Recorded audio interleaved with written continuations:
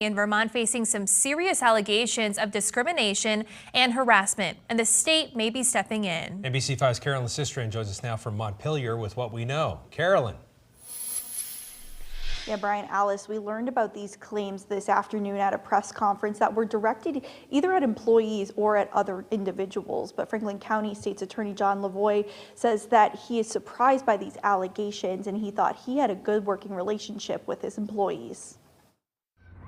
An outside investigation by a law firm concluded that multiple discriminatory and derogatory comments were made inside the office of Franklin County, Vermont State's Attorney John Lavoie. There were dozens of incidents reported. Lavoie's office is made up of about a dozen female employees. The executive committee of state's attorneys says Lavoie made comments about people's race, sexual orientation, disabilities, and body composition. There were also 2 instances of unwanted physical conduct that were not sexual in nature, claiming that the behavior started right after Lavoie took office at the beginning of the year. We've talked to the women involved, and it is really very difficult to hear some of the situations that occurred, knowing that there's not much that we can do to prevent the individual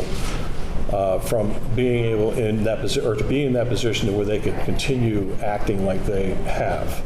Did you get too comfortable, you think, and thought you could kind of go around saying whatever you wanted? Absolutely.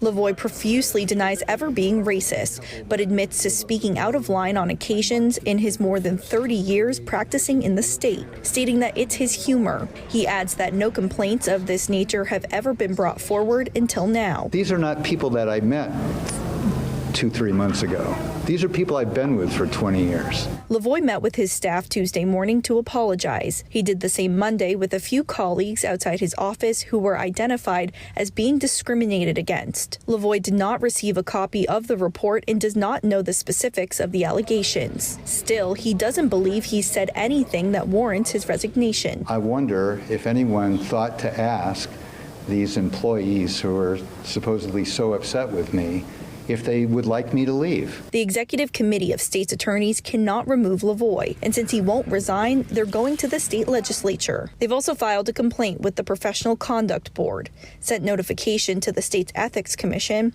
and has made a formal request to Vermont's Speaker of the House to appoint a committee to investigate if there are grounds for impeachment. We're committed to ensuring that every member of our department, including our state's attorneys, are held to these high standards. And most importantly, we're committed to protecting and supporting our state employees and to ensure that their workplace is free of harassment and discrimination. Speaker of the House Jill Krowinski says she's disturbed by these allegations and believes a resignation is warranted. But as for the legislature, they're sorting out what options they have in this situation, and they hope to have a better idea in the coming days. In Montpelier, Carolyn Licistrian, NBC5 News.